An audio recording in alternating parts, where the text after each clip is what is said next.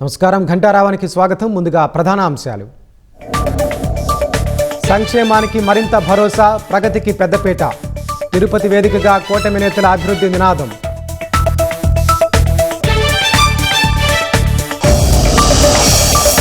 గొడ్డలి పార్టీకి పాయిజన్ తప్ప విజన్ లేదన్న చంద్రబాబు. 2 ఏళ్ల వృద్ధిని కాలరెగరేసి చెప్పాలని శ్రేణులకు పిలుపు. గాడి తప్పిన పాలనను పునరుద్ధరించామన్న పవన్. రెడ్ బుక్ పని చేసుకుంటూ వెళ్తుందన్న లోకేష్.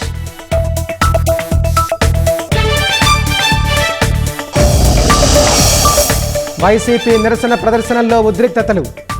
మంత్రాలయంలో విధ్వంసం, ప్రతిపాడులో అత్యుత్సాహం.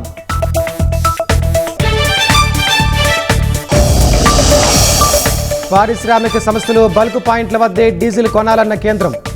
90 రోజుల పాటు ఆంక్షలు అమల్లో ఉంటాయని వెల్లడి.